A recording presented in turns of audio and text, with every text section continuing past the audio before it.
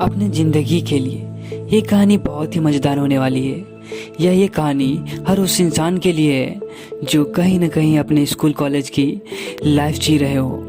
ये कहानी सुनकर आप इस चैनल को सब्सक्राइब कर दोगे, ये मैं श्योर हूँ, क्योंकि ये कहानी एक गोल्डन मैसेज देने वाली है। ये कहानी आपको वो बात सिखाएंगे जो आप 5 साल बर्बाद करके भी नहीं सीख पाओगे।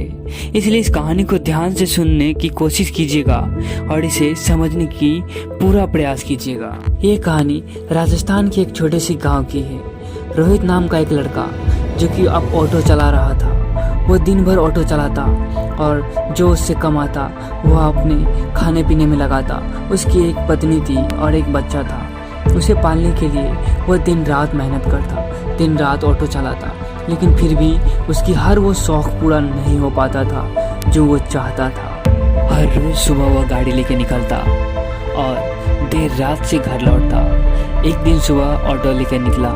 रास्ते में उसे एक सूट बूट वाले आदमी दिखाई दिया जो रोहित को हाथ दे रहा था। रोहित उस आदमी के पास जाकर ऑटो रोकता है और कहता है, सर आपको कहाँ जाना है?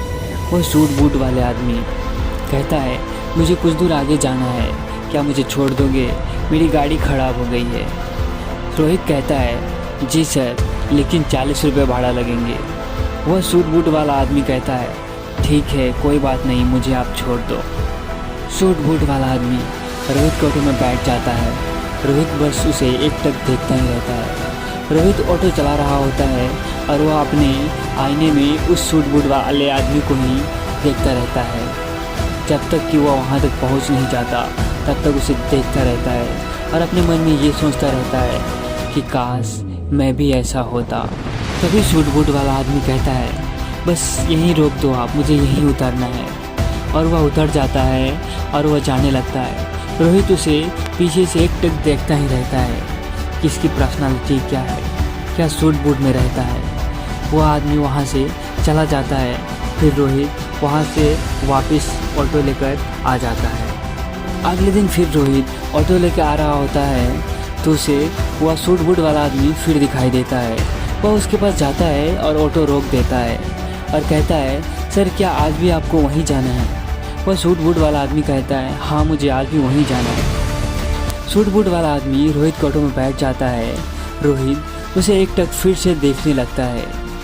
वह गाड़ी चला रहा होता है लेकिन उसका ध्यान ऑटो चलाने पे नहीं होता है। बस रोहित उस आदमी का सूट बूट और महंगी घड़ी को देखता रहता है। देखते देखते वह फूट फूट कर रोने लगता है और उसकी आंखों से आंसू आ जाते हैं। इसके आंसू आने का कारण क्या है, इस कहानी के आगे आपको पता चलेगा। अब सूट बूट वाले का ऑफिस आ चुका होता है और वह उतर जाता है। तभी सूट बूट वाले आदमी उस रोहित को देखता है और सोचता है कि यह हमें देखकर क्यों रोने लगता है। फिर वह सूट बूट वाला आदमी उस रोहित से पूछता है कि भाई तुम मुझे देखकर क्यों रोने लगते हो? तब रोहित बोलता है कि सर मैं क्या करूं, मुझे कुछ समझ में नहीं आता। फिर सूट बूट वाला आदमी रोहित से पूछता है कि तुम्हारे घर में और कौन कौन है? रोहित कहता है, मेरे घर में मेरी पत्नी, मैं और मेरा एक बच्चा है। इसके लिए मैं दिन भर काम करता हूँ, दिन भर मेहनत करता हूँ और फिर खाना जुटा पाता हूँ, किसी तरह अपना जीवन यापन करता हूँ। फिर रोहित पूछता है कि सर आपके घर में कौन कौन है?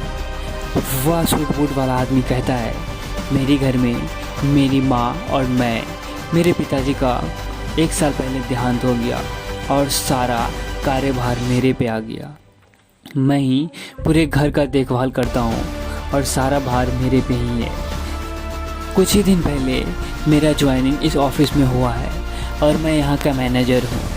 यह बात सुनकर रोहित की आंखों में फिर से आंसू आ जाते हैं और वह सोचने लगता है, काश मैं भी यहाँ होता।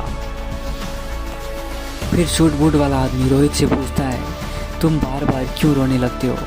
तब रोहित कहता है, मेरे पापा मुझे पढ़ाने के लिए बहुत कोशिश की।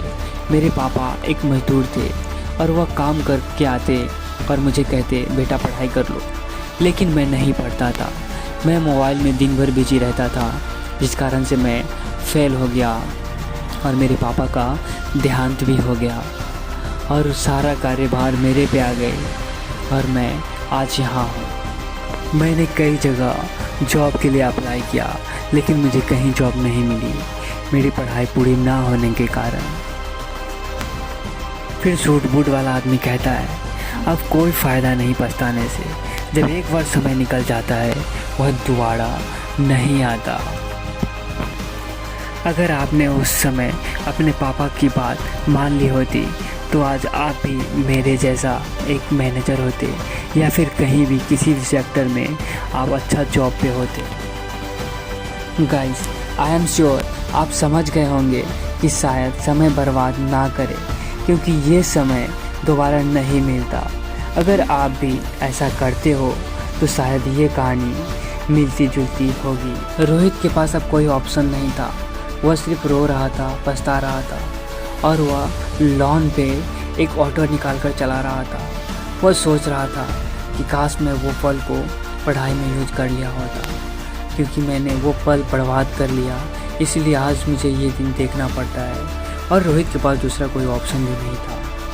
मज़ेदार बात तो ये है कि वह सूट बूट वाला आदमी रोहित से कहता है कि मेरे पापा थे ही नहीं, मैं बचपन से कॉर्पोरेटर की दुकानों में काम करता, और दिन भर काम करने के बाद जब शाम में घर जाता तो फिर मैं पढ़ाई करने लग जाता और पढ़ाई करता, और आज मैं पढ़ाई करके इस मुकाम पे हूँ, और आज मैं अपने लाइफ में अच्छा खासा जी रहा हूँ, और तुम पछता रहे हो। अब पछताने का कोई फ़ायदा नहीं, क्योंकि तुम सुनहरे पल को गंवा दिए हो। गाइस, इस कहानी का आपने मेन पर्पस समझ गए होंगे। अब आगे आप क्या करते हो ये तो मुझे नहीं पता। ये कहानी आपको कैसी लगी और इस कहानी से आपने क्या सीखा, हमें कमेंट बॉक्स में ज़रूर बताना।